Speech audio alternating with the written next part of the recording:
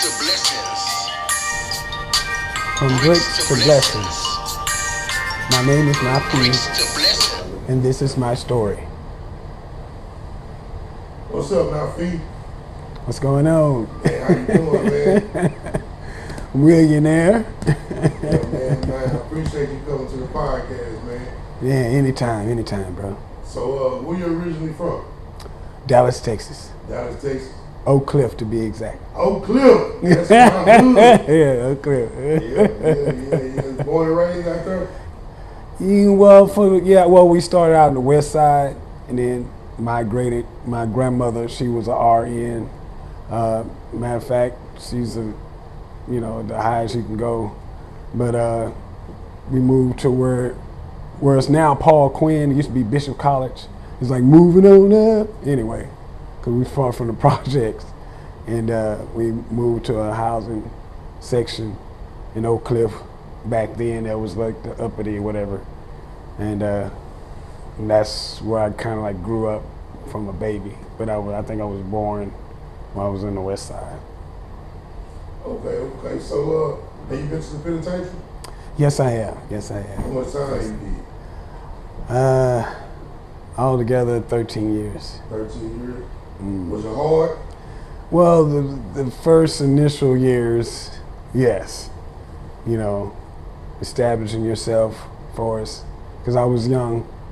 I was like 21,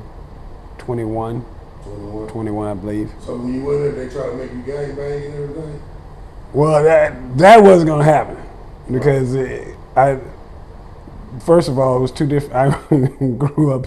It was two different cultures because I went in as a choir boy, and so the language, the code, that wasn't gonna work. So I wouldn't have made a good gangbanger anyway. So, but no, they didn't try. But for as your manhood, for as respect, you had to stand your ground, and so. But, so did you go in? Did you join any religions or? Yeah. Let me put it like this. I was brought up in Christianity, and but as when I went in prison, I accepted Islam, and from there I opened my eyes to a lot of things and started searching within self, becoming aware of who I am, and a lot of talents I didn't know I had, and so forth. But before I got locked up, the seed was already planted because it was a young lady that I used to fellowship with, or date, or whatever you want to call it. She was Muslim, and her whole family was basically Muslim, and I went to the mosque and everything. So it started from there. But when I went in, it was watered with the, reading of the Quran and so forth, and studying, actually, studying and seeing the truth and the falsehood and anything, not just, the Christianity or whatever, but just life, period. It opened my eyes to a lot of things. Okay, so going to prison, doing time, getting out, coming home, what was the struggle, and what was your struggles, and what did you have to do to transition to get back into life? Man, I kid you not, bro. I had inside, you come up with all these ideas. Oh man, because you got nothing but time, and you search, like I said, search your inner self and whatnot. And I came up with all these business ideas. I had the blueprint, bro. I had logos drawn up, and I had this, and I created music, da. So when I got out, it's like, ooh, okay. And it's like, I just thought it was like, yeah, because it was, I'll never forget, it was this guy, he told me, he said, I was on like a pre-release. This is like before you go home. And the guy, he told me, he said, you're not gonna be ready, for when you get out. And I was like, I looked at him as like, he was trying to say that I was gonna come back, you know what I'm saying? Or that, we gonna be weak I've been locked up so long that, you know what I'm saying, I just can't survive or whatever. You know, because I was like a choir boy, survived in an institution where you had people from the streets and you know, murderers, gang bangers, and, you know what I'm saying, sex offenders and so forth and so on. But to survive in that environment, not being in the streets, not knowing what's going on. So, hey, but that's neither here nor there. But anyway, yeah, when I got out, so it was like first it was weird as hell because I'll never forget, this is when they had, people started having the Bluetooths. And this guy was talking, and I didn't know, I thought he was talking to me. I was like, who the hell are you talking to? You know what I'm saying? And it's like, and he said, excuse me? And it's like, and I realized he was on his phone, and that was an awkward moment. It was funny, but anyway. But it just, what the dude was basically saying, that you're in you've been locked up so long, and when you get out for the first time, it's going to be a transition or adjustment, and it's not going to be easy. You know, he wasn't damping on my parade, and then I didn't look at it like that because, you know, I've always looked at things as, I've always been optimistic, no matter situation. I get in a situation, you come to me with a problem, I try to come up with a solution. I don't want to keep dealing on the same, talking about the same. We're not getting anywhere. You know what I'm saying? So I've always had that mindset. So when he said that, it kind of like rubbed me the wrong way. But when I got out, I realized as I've gotten older that what basically he was saying, that, hey, it's going to be hard. Don't think you're just going to go out there. You got these hell ideas, and they're wonderful ideas on paper, but the world out there is cutthroat. You know what I'm saying? Especially in America. You know what I'm saying? So it's a individual, do for self mentality. And so, you know, I was, like I said, still had that somewhat innocence left, because I left at a very young age. So going out, and even though I was an adult, still hanging on to the, you know, the hope for humanity that there is good out there. And I had a lot of good ideas, and, you know, and it's still there. And thank God that I'm old enough now to see what's going on and utilize what he has in store for the world. Okay, so coming home, also another thing, coming home from prison, getting a job, was it hard? What did you do?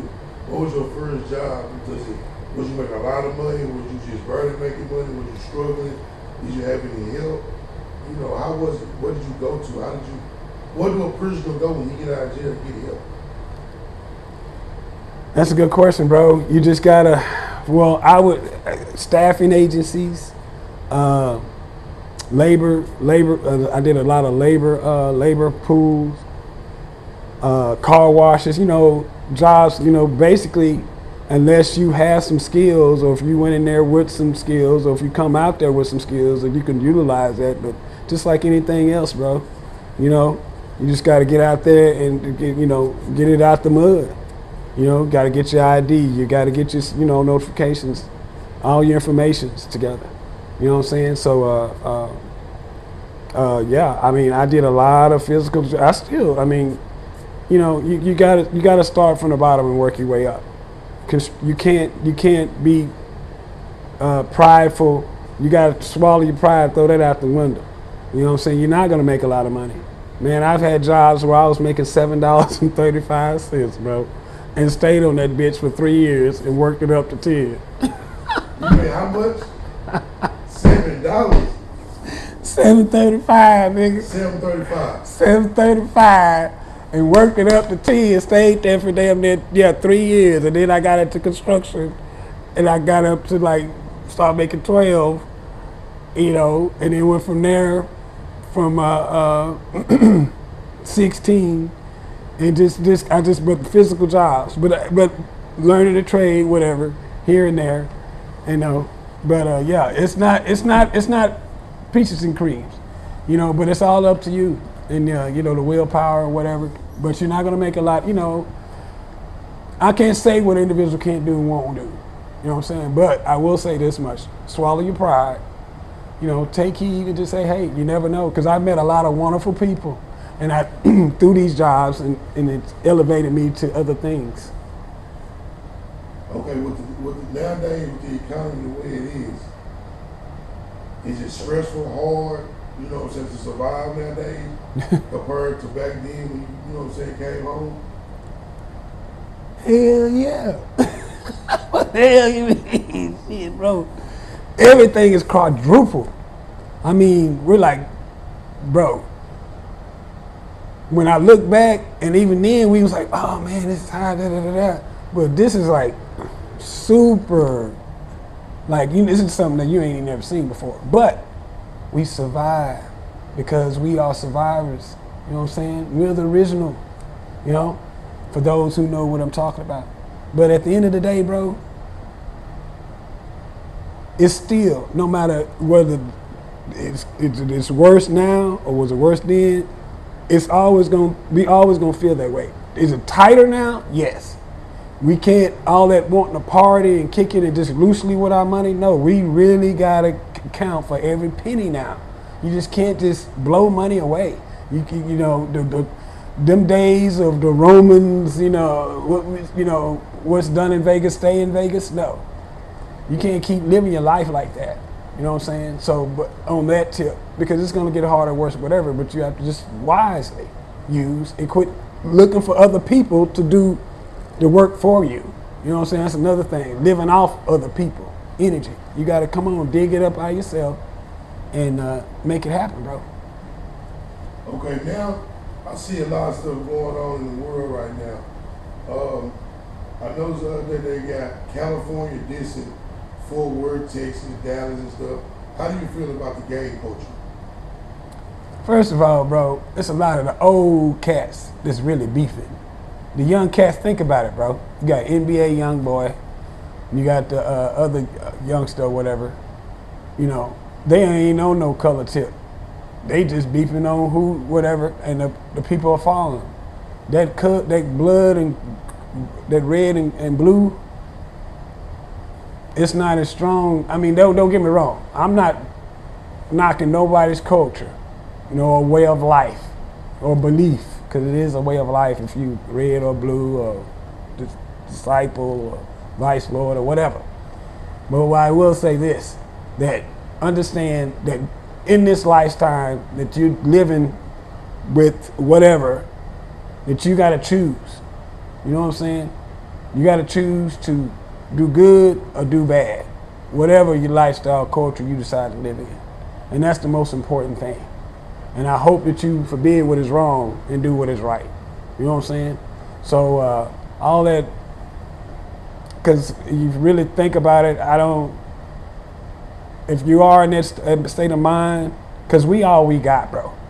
And the quicker y'all start realizing that and really wholehearted look around and see what the hell is going on, then hey, you're going to continue going in circles. But all that cripping and blue and all that stuff, or whatever beef you got going on, bro, set tripping or whatever, shit, it is going to be what it is, but I think that it's not as strong as it was in the past, you know, as the media still turning it, because the corporations get rich off that.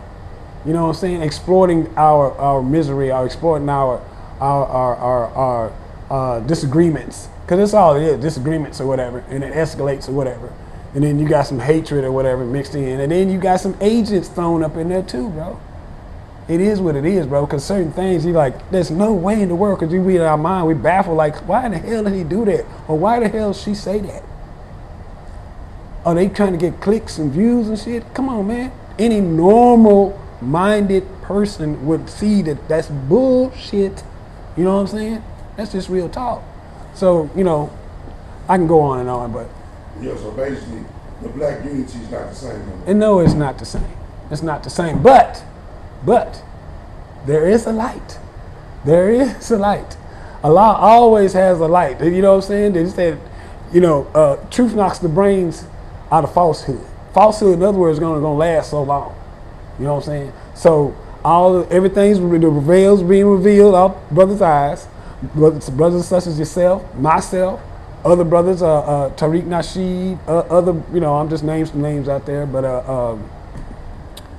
Our Islamic brother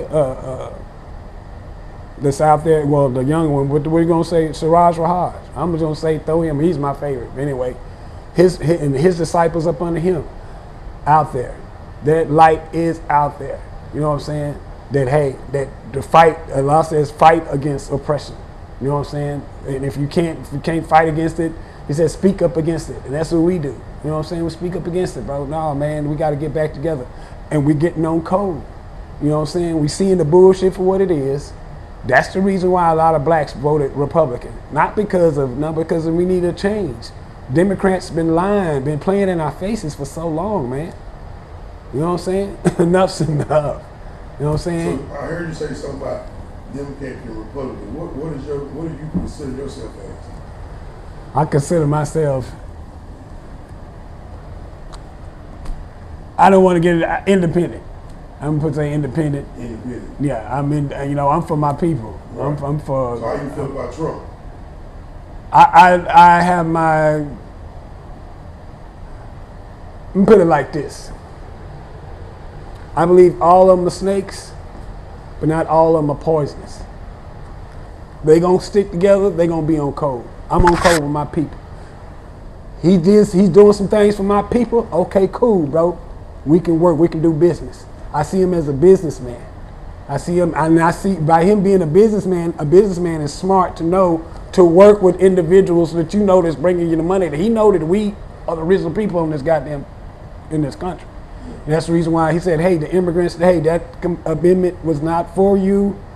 It was for the black Americans in America. Okay? Y'all been eating off this. No more citizenship. No more birthright citizenship. Is bullshit, man. Y'all just coming over, y'all taking over on the cool. Okay? Pushing us out of the job market. Okay? Enough with the ghettos.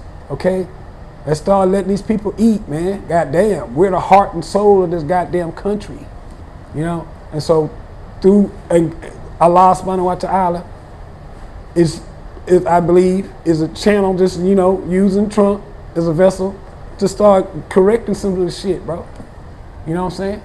But we got to be able to see it and realize it. Hey, Trump is opening the doors for this. He wrote this into this. Let's jump on this. Let's get this money, bro. We need this charge showing by example. Enough talking. We've been talking for goddamn 50, 60 years, bro. I'm tired of the black man being looked up upon his own thing. He is a sex deviant or a fucking pimp or a fucking dope pusher, or it's always something negative, bro. So through bricks to blessings, this is to tell our story, to say, hey, this is where I came from. I didn't have a father, but boom, I made it. This is where we're going. But I'm from my people. I heard you say you didn't have a father. Nowadays, a lot of kids saying they the way they are because they didn't have a father. But then at the same time, the government pushed the black fathers out the house. You didn't raise up to be a gang banger and like that without a father. So what would you have to tell kids that don't have a father? What blessing would you be able to tell them to, like they heard it, what would they, you know what I'm saying? What blessing would you tell them? One thing, okay. I've been called mother's boy, mama's boy, because I love my mother. Okay. We all love our mama. Yeah. See, the new generation, though, I don't know. I know. But when I talk about my mother, it's like, I talk about it like, hey, you okay, mom? Take care of my mom. A lot of moms like, yeah, my mom, but they don't look as like, literally take care of her. She's older. You literally have to take care of your mother. Okay. It's reverse. She took care of you when you was young up. Now it's your turn to take care of her. But they don't, a lot of individuals, their mindset has gotten away from that, or they don't look at it like that because we've been broken up. There's a lot of trauma. But anyway, yes, you said that the father's not been in the house. My father was not there for me. Boom. My mother, what she did, she kept us in the church. She kept us, she was afraid that she was afraid she was going to lose us, and then she didn't know how to raise a boy. She had 2 boys. You know what I'm saying? My mother didn't have We didn't have a lot of uncles coming through the house. Oh, this is Uncle Tyrone. Or this is Uncle Joe. Oh yeah, oh, okay, Mama. No, we didn't have none of that. You know what I'm saying? My mother was very respectful. You know what I'm saying? And she stayed in the church most majority of our lives until later when we got older. And then she started to venture off and want to be with her, you know, live her life or whatever. But because I'm 18, 19, whatever. But for the most part, no. You know what I'm saying? And because of that, my mother was strict on us, and it kind of kept us in line. It hurt us in some ways, but it helped out in a lot of ways. So church, going to church and stuff helped you out a lot going. Yeah, going to church, keeping us. My mother was big on school. She kept us. You know, she did what she had to do. You know what I'm saying? She worked. She got us. Made sure we got to school. She couldn't. You know, she was trying to make ends meet. Like I say, it was just her. You know. Okay, well now that you've been home and everything, what is the blessings that you have achieved now? What is some good stuff we can tell people? Because every podcast talk about what negative shit. So what is it that you can tell from Bricks to Blessing podcast so that everybody can see the blessings and you know, what have you achieved? What have you seen now in the last, you know, couple of years of your life? Well, bro, first of all, I want to say the number one is that I finally know who I am. And I finally know what Allah has for me to do. That's the number one. Because, you know, people go through life not knowing their purpose, not knowing what the hell until they die. You know what I'm saying? Not, you know. And that's a wonderful feeling. I just want to say that for once. Second, the people that I've met in my life. You know what I'm saying? Allah says that, in the biblical, it says that if you go, a man that findeth a wife findeth a good thing. And I look deeper into that. I look at it, a man findeth a friend in these times. I find a brother, you know what I'm saying, a sister. Man, is a good thing. And I found some good, strong people in my life. And because of that, you know, I cherish that. You know what I'm saying? And third, man, I just happy that I, Lord, that I got my ability to make money. You know what I'm saying? He gave me a talent to where, hey, I'm good at numbers.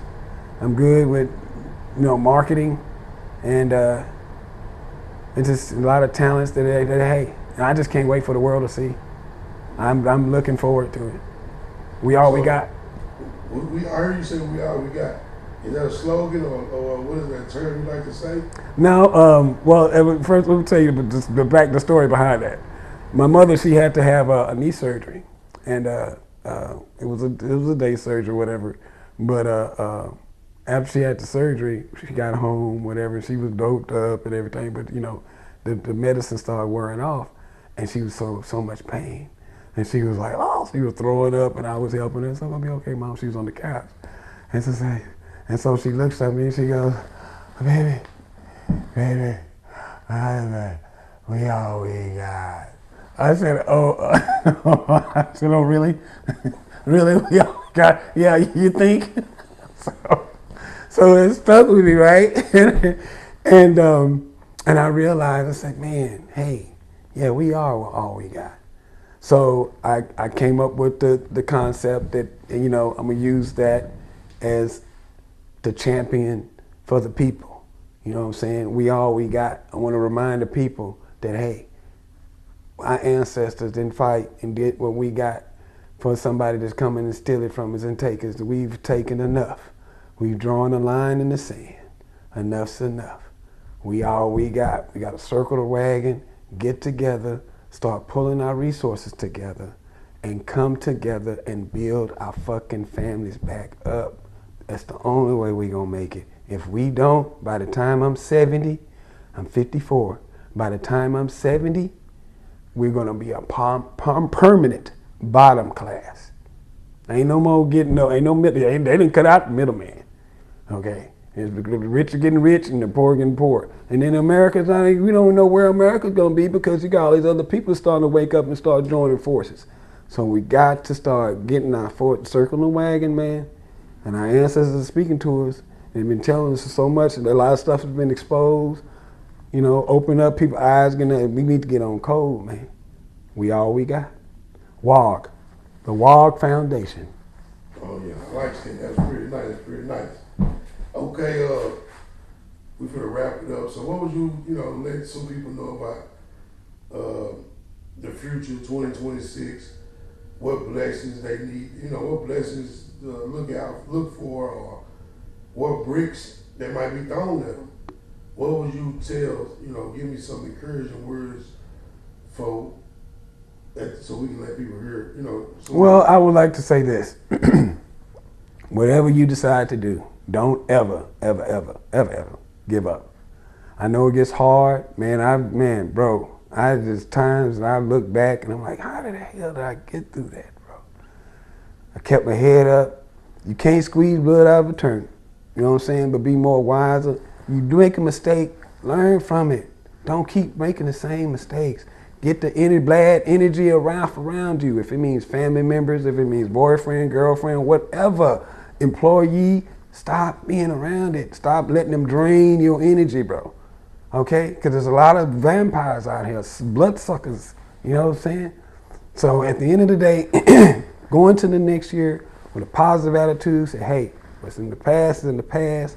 Boom, I learned from that. They're going to make mistakes and start being more wiser with your life.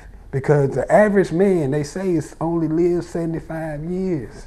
I'm 54. So I mean that if I'm asking right now 21 years, you got to start looking at life like that. And you start looking at life like that, you'll start making more better decisions. And start being more wiser with your money, your resources. Not just resources with this physical bullshit. I'm talking about resources with your heart and your soul, man.